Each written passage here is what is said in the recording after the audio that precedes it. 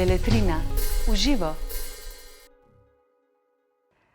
Lepo pozdravljeni. Sedaj že vsi vemo, da v pomladnih mesecih izide zvezdna Beletrina. Tretji letnik prinaša 5 čudovitih del slovenskih in tujih avtorjev.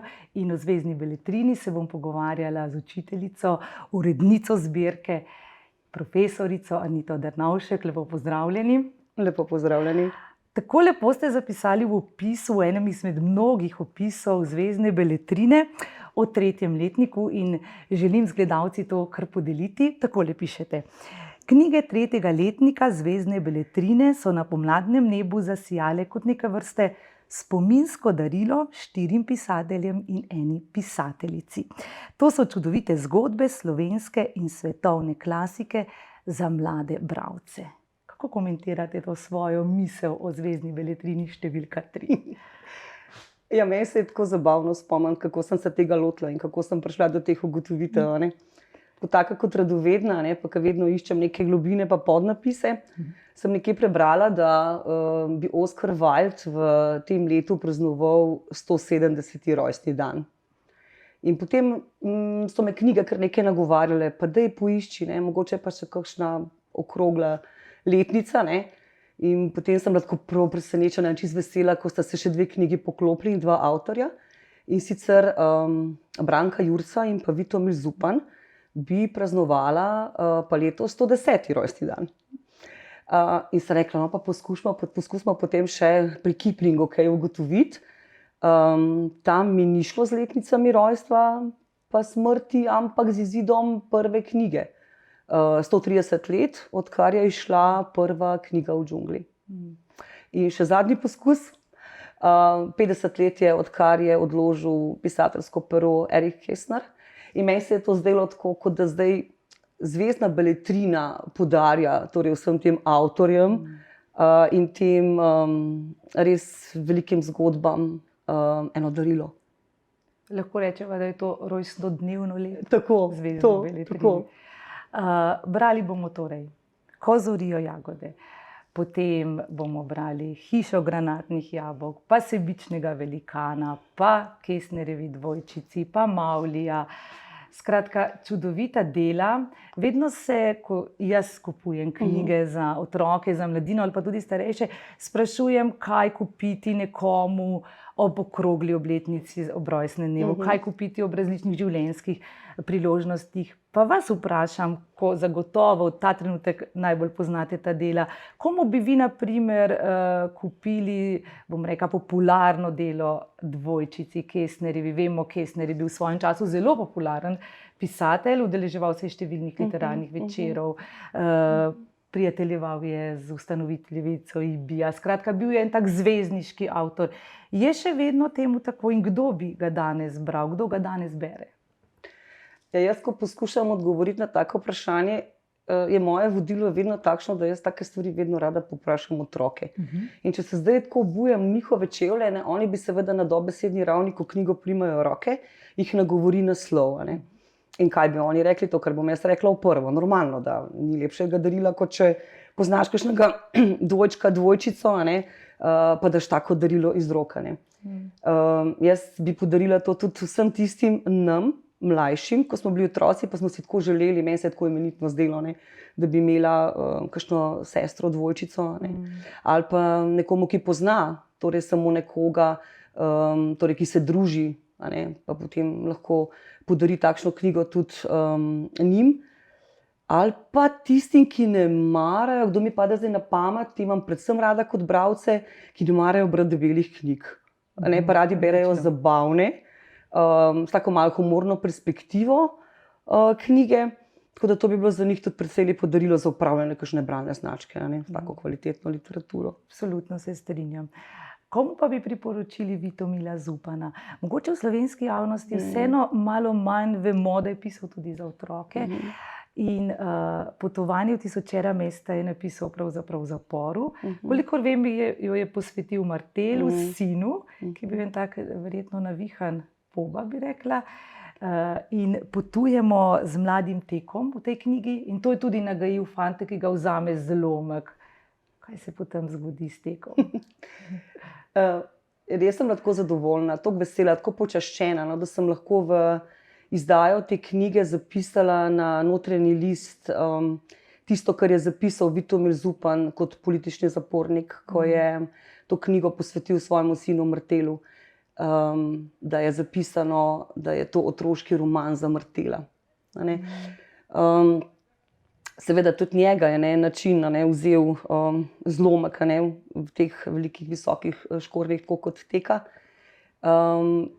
Kjer pa se potem Tek izkaže ne kot prav nagajiv, poreden, ampak en tak iskriv, radoveden, en tak čuječen otrok, ki v svetu teh nagajivih, razigranih tisočerih detkov, v teh tisočerih mestih pravzaprav opozarja na ene velike vrednote, tudi današnjih otrok in teh odraslih, ki so pozabili na vse te lepe besede, ker ti detki tisočeri ne smemo pozabiti, da so večnega življenja, ker tudi ne poznajo smrti, niti poznajo besed mamica, ne poznajo besed sreča, sonce. In to knjigo je res možno brati večplastno. Komu bi jo namenila? Zagotovo ne samo otrokom. Jaz sem jo tako čuječno brala, ker se me je dotaknilo to, da piše oče kot politični zapornik svojemu sinu doma. Lahko se jo bere pa zgolj kot neko zgodbico, preprosto zgodbico Teka, ki je malce nagajiv, da te ne bo zlomek odnesel, mama reče in ga odnese. Potem pa se razkrivajo sicer prav nič zlomkove, slabe stvari, ampak vse lepo tam, kot neko pomnik v življenju, in se vrne seveda Tek spet svoji mamici. V teh tisočerih mestih potuje tako, kar si otroci vedno želijo, z enim kužkom bago, s tako svilnato belo dlako in konec dober, vse dobro. Tudi jaz, ko sem jo zdaj ponovno prebrala, pa sem jo brala tudi na glas svojim otrokom, se mi zdi, da sem jo jaz dojemala drugače, kot jo dojamejo otroci, tako kot pravite vi. Jaz sem razumela te podplasti, razumela sem, kaj želijo sporočiti, kaj pomeni vedno imeti dobrega prijatelja, nekdo, ki je vedno ob tebi, ampak kako ti lahko tudi knjiga razširi spoznanja o svetu, o ljudeh, o načinih, o novih mestih. Jaz otrokom vedno rečem nekaj, kar je rekla moja profesorica v gimnaziji. Jaz se takrat nisem najbolj razumela. Ona je rekla, boste videli, ko boste šli kasneje kot odrasli kakšno knjigo brati, in sem si jaz mislila, pa zakaj bi šla jaz še enkrat brati kakšno mladinsko knjigo, in zdaj mi je to nadvse zabavno. In ko urejam knjige in tolikrat berem, rečem, kako bi jaz rada videla, da bi to tako delali tudi otroci, kot jaz znam, in jih opominjam na te stvari. In da bi dojemali v bistvu vse podpomene. In tega je veliko tudi pri Oskarju Wildu. Sebičnem velikanu, pri hiši granatnih jabolk. To so pravljice. In prva asociacija pravljice, seveda, komu jih beremo, otrokom. Ampak te pravljice so res pravljice za najstnike, jaz jih zelo rada berem z njimi.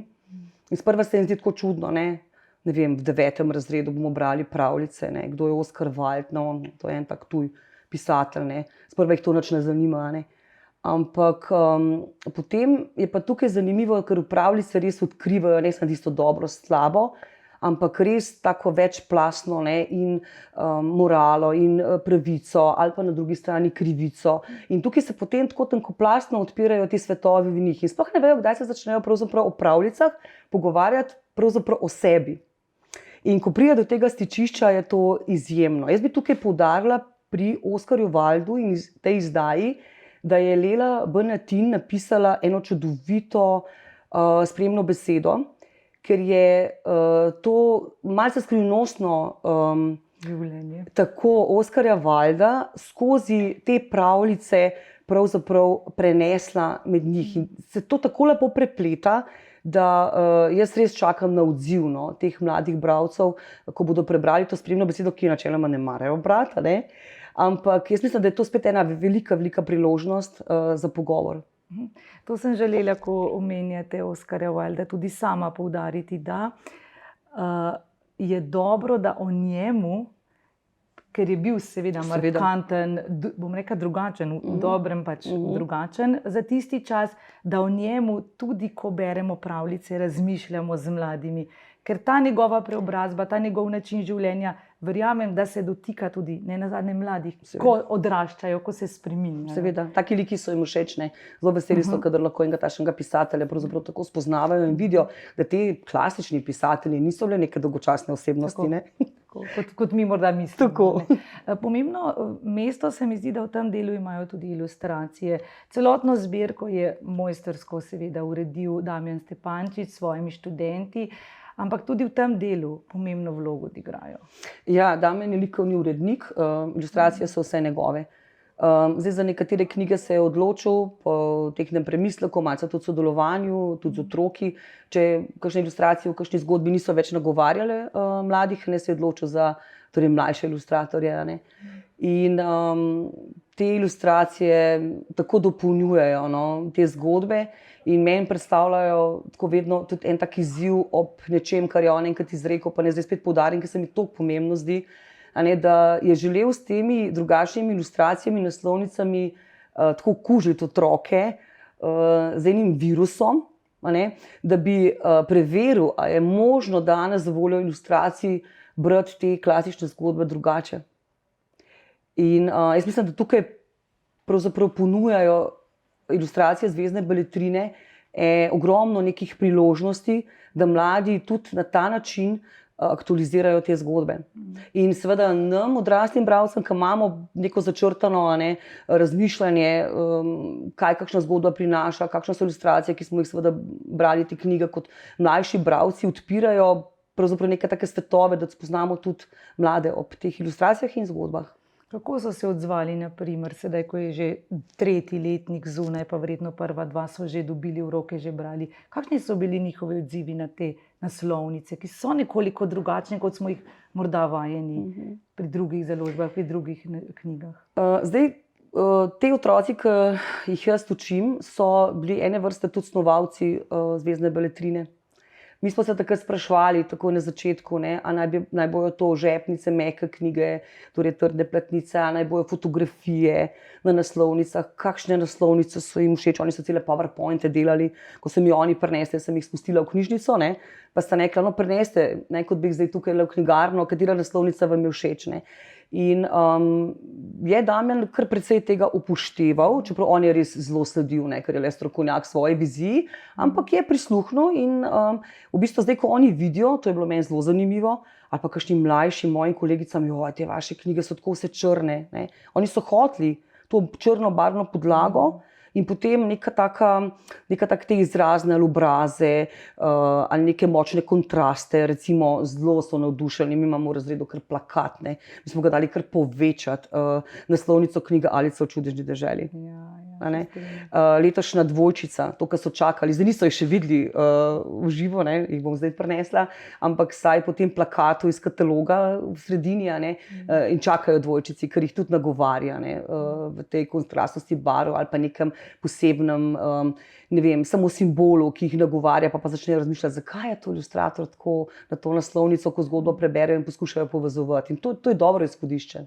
Ja, se mi zdi, da se tudi sama sem, ko sem prvo zbirko, 1. letnik dobila v roke, rekla, zakaj so tako temne. Ne? Pa verjamem, da ko mlajše sprašuješ, oni to drugače vidijo kot morda odrasli, ko smo se kar navadili, da morajo biti te otroške ali pa mladinska literatura pisana, barvna, nekoliko drugačna. Ne? Če upoštevamo naslovnika, torej mladega bralca, ne, oni radi rišejo s črno, oni radi se oblačijo v črno, ne, mi pa vedno mislimo, kaj je narobe, nič ni narobe. To je doba odraščanja. Tako. Povejva še nekaj besed o knjigi o džungli, Kiplingovi. Ogromno stvari me je v tej knjigi ponovno nagovorilo. Tale v opisu ste vi zapisali, da je najpomembnejša življenjska lekcija v knjigi ne biti strahopetec. Tako kot Mavli se moramo soočiti s strahovi, pridobiti samozavest in zmagati nad njim. To se mi zdi eno zelo pomembno sporočilo pri mladih, ko se morajo v bistvu vsakodnevno pri spraševanjih, pri pouku, pri odnosih spopadati s temi malimi koraki, da ne odnehajo, da zmorejo. Ja, Mavgli nosi s sabo neko čarobno že zato, ker živi v džungli. Ker to je tisto nepredstavljivo in to že vleče k branju. Potem pa, ko mlademu bralcu še povemo, da ga vzgajajo volkovi, in ta simbolna vrednost volkov, o katerih oni pravzaprav zelo veliko vejo, in te pripadnosti skupnosti, pravzaprav res nagovarja in delajo tega Mavglija enega velikega junaka. Tako da jaz bi rada tudi v tej zgodbi eksperimentirala v prihodnosti, a lahko tega mladega bralca za voljo te zgodbe vzgajamo enega takšnega spodbudnega, ne, in varnega odraščajočega bralca in najstnika, da najde tukaj noter v tem Maugliju in vseh teh okoliščinah pravzaprav torej nek pogum, a ne, ki ga potrebuje tudi pri svojem odraščanju. Mislim, da ta knjiga res omogoča veliko teh priložnosti in spoznanj in jaz upam, da tudi lahko ob njej danes ta mladi bralec raste. Mislim, da tudi v knjigi Ko zorijo jagode, jagoda nakazuje na vse to, da lahko mladi bralec najde notri eno pogumno vzornico, mlado dekle, ki kljub temu, da meni se je zdelo, da ta knjiga, ko sem začela jo brati, se mi je zdelo, joj, se to je čisto iz drugega časa, kako bodo mladi brali, ko je Ljubljana še prazna, ko ni telefonov, ko ni tega. Pa vendar se mi zdi, potem, ko sem prišla do konca, sem rekla, ja, v bistvu mladost je, ne glede na čas, vedno enako obdobje, vedno odraščamo na enak način. Res je. Te odzivi, Jagodini odzivi, torej v knjigi Ko zorijo jagode so, ko vprašaš otroke, a jo prepoznate danes lahko kot svojo sošolko, seveda. A odrašča na enak način kot vi, ne? Ja, rečejo seveda. Ne? Kaj pa je tisto, kar je drugače? Živela je v drugem času, ne? Kaj pa je bilo takrat drugače? Ni bilo telefonov, seveda to je takoj tista prva stvar, na katero pomislijo. Ne? In ta literarni čas, ki ga je pa, tukaj pa res moram omeniti, ilustratorko Klaro Jagar, tako odlično, prav faktografsko posnela, no, in ga torej v zgodbah nekako oživela, da zgolj skozi ilustracije lahko prepoznavaš. Mi odrasli, ki smo to brali kot otroci, pa gledaš, metalka, konstruktorska luč, jaz se nisem nikoli dobila, mene niso nikoli doma kupili inženirske luči. In oni pa gledajo njo kot tisto najstnico, iščejo torej neke vzporedne svetove torej med svojim odraščanjem in so tako kritični, prijatelji njeni pravzaprav. Meni je bilo zelo zanimivo, ker meni se je zdela ona tako idealna. Branka Jurca jo je odlično ubesedila. Tudi te njeni dialogi, kdo si ne bi želel. Jaz bi rekla, kar berite te dialoge, da boste videli, kaj vse se da povedati in biti upornik v družini, pomagati prijatelju, tudi ko se s kakšno prijateljico prepiraš, kako se lahko prepiraš, da vedno izbiraš nek način, da ne prizadeneš, tako da tukaj je Branka Jurca res naredila, se mi zdi, izvrstni dialog. In potem pa te ta boljši rečejo, ja, no pa ni bila tako idealna, prispravljamo, čem pa ni bila tako idealna, ja, mislim, oče je moral opominjati, da se uči zgodovino, pa te pomembne ofenzive, ki so se očetu zdele pomembne, pa mama je jo opozarjala k učenju v zaključku 8-letke, se pravi 8. razred 8-letke, to je tudi en drug literarni čas, ampak predvsem pa v njej najdejo to eno tako zdravo upornico, najdejo to njeno empatijo. Oni rečejo, danes sigurno ne bi več ena punca iz 8. razreda pomagala v sosednji hiši enim otrokom, ki bi odraščali tako, da bi skrbela ta najstarejša sestrica še za mlajša dva, ker sta mama in oče delala nekje v tujini, da zgubljajo danes, prepoznajo to, da te empatije ni več toliko in te skupnosti in sodelovanja, ko so tlakovali recimo pot okoli šole, se pripravljali na veleto, skratka, kaj vse se je tam dogajalo, risali neke karikature učiteljem, tega se jaz spomnim še kot osmošolka, ob zaključku osnovne šole. Tako da zdaj oni kar gledajo, kaj so delali, kakšno predajo ključa so imeli. Ja, starejši so dali mlajšim, torej nek ključ, oni so imeli zdaj v skrbi šolo, tako da ta literarni čas jim je zanimiv, ni toliko oddaljen, da bi ga jemali kot nekega, to je pa tako daleč v preteklosti, ampak jim je zanimiv, ker si vedno rečem, to je pravzaprav čas vaših staršev, ali pa staršev od Jagode, se pravi vaših babic in dedkov. Tudi vi ste potomci tega časa, to je vaš literarni čas. Samo primerjate ga z današnjim. Meni se je zdela ta knjiga Ko zorijo jagode bogata tudi zaradi življenja njenih prijateljev. Ker mislim, da je tudi, seveda ne vzamemo za vzornico vsemi temi njenimi verlimami, pa vendar njeni prijatelji ali pa ne prijatelji, pa niso imeli tako popolnega, poštimanega življenja, bom rekla po domače. In zato se mi zdi tudi pomembna, ker lahko se poistovetijo tudi drugi otroci s situacijami, ki se jim dogajajo, katerih mislih sigurno sprejemajo oziroma se jih dotaknejo. Literarni liki so zelo pestri, veliko jih je in zanimivi so vsi. Kljub temu, da seveda vemo, da če je naslov Ko zorijo jagode, da je Jagoda glavna literarna oseba. ampak tukaj lahko namagnetimo prste, a ne, pa gledamo lahko te podhostnikove otroke, pa gledamo te punce, a ne, kot so šolke, pa lahko gledamo seveda Nejca, a ne, ki išče, ker mu mama zati očeta, a ne, in mu Jagoda pri tem iskanju očeta pomaga. Ni nujno, da samo Jagodino zgodbo spremljamo, in pa seveda, se zadnje ljubezensko zgodbo, a ne, med Jagodo in pa Dragijem, ne. Kar je srednji motiv v bistvu. Tam so pa zelo kritični, a ne. Tako da tukaj pa iščejo neke vzporedne svetove in tukaj najtežje to odpirati, ne, ker seveda moraš nekako spostaviti neko tako varno okolje, da se zaupajo, ne. Ampak ja, so kar kritični do tega. Se mi zdi, da ravno ta ljubezen med Jagodo in Dragijem je še kako aktualna, oziroma postane aktualna, ko pa prebereš spremno besedo. Ta spremna beseda se je meni osebno najbolj dotaknila, ker me je pa vrnila v ta sodoben čas. Začela sem s tem, da je knjiga pisana v preteklosti, ampak spremna beseda te pa pošlje v današnji čas, v situacije, ki se dogajajo mladim ljudem danes, in še kako aktualizirati temo. Zato morda se mi zdi, da bi jo mogel najprej prebrati spremno besedo in potem brati knjigo. Spremno besedo je napisala Barbara Zorman. Jaz se spomnim, ko me je poklicala, ne, pa jaz sem ji poslala neka navodila, ne, kar je bila vizija, torej, da so spremne besede namenjene mladostnikom in da aktualiziramo nekaj v njej. In ona mi je rekla, no, ampak jaz bom kar precej aktualizirala, ne. Pa je seveda navdušena, sem rekla, no, mogoče bomo pa prišli do res ene take aktualne. In ko mi jo je poslala in sem jo začela brati, ker zakaj gre, ne, gre za, zamislila si jo je tako, da je Ajda, torej neka najstnica, ki naj bi bila v nekem vzporednem sodobnem času, torej v svetu, tako kot Jagoda, takrat, tukaj, zdaj Ajda, in na spletu poišče Branka Jurca, ne, ona misli, da leta 2024 najde pisateljico Branka Jurca na spletu in jo sprašuje glede nekih nalog, ki naj bi jih ona imela za opraviti, ne, v povezavi s domačim branjem knjigo, da Branka Jurca bo pa to že znala odgovoriti, se je pa ja napisala to knjigo, ne. No, in seveda naleti čez neko drugo Branko Jurca, ki je neka samostojna kulturnica, in ona je lepo pove, da te pisateljice leta 1999 ni več med nami.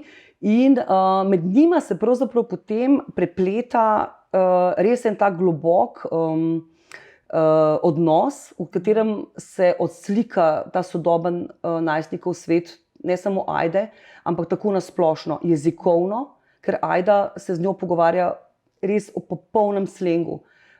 Vsega je prisotno, tudi kakšna kletvica s pikcami, a ne, označena, tako kot danes mladi govorijo, in seveda mi vemo, da tudi pišejo.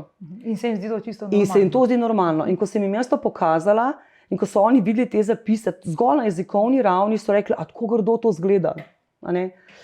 Samo razkrivanje te Ajde, pravzaprav s to zgodbo, ki nas pa res se dotakne, ne, ker Barbara je želela torej prav v vzporednem svetu aktualizirati, kaj bi bilo danes, če bi, na primer, tako kot Jagoda, ne, v tem ljubezenskem razmerju, ko mu ona ne dovoli, a ne, da se jo dotika in da gre to kamorkoli naprej, a ne, kot rečejo danes mladi, a ne.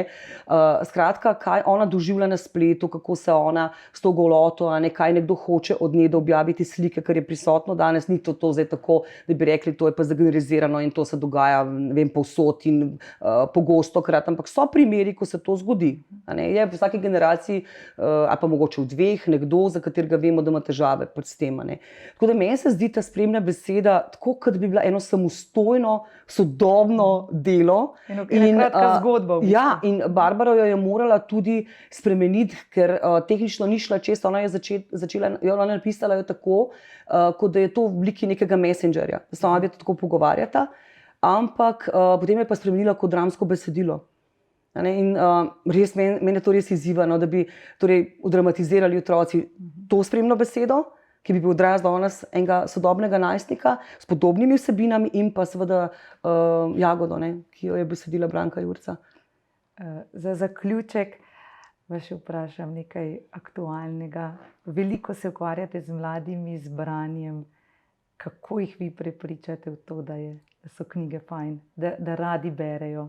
V bistvu jaz še vedno mislim, da mladi radi berejo, ne glede na raziskave pise, ne glede na vse. Jaz sem zagovornik, da moramo mlade prepričati, da mladi radi berejo, in ne smemo jim govoriti, da ne berejo radi. Se strinjate? Absolutno. Mislim, jaz zagotovo trdim in kaže, marsikaj pa ne bova zdaj o tem, ne, ampak jaz sem zagovornica tega, da osnovnošolci še veliko berejo. Še veliko berejo. Kako jih prepričam? Meni se zdi tako, kot jaz se vedno rokujem z neko knjigo, jaz jo ogledam, jaz se vprašam, kaj mi bo ta zgodba prinesla. Vedno jim poskušam predati to, kar tudi jaz zelo verjamem, da vsaka zgodba prinese nekaj. In vedno jih navdušujem s svojim odnosom do te zgodbe.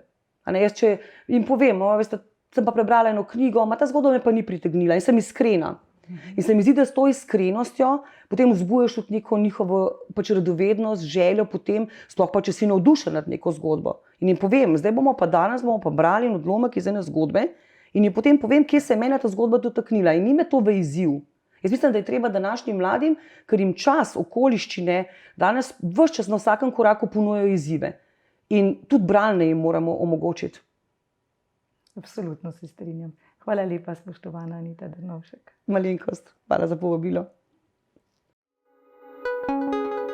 Beletrina, v živo.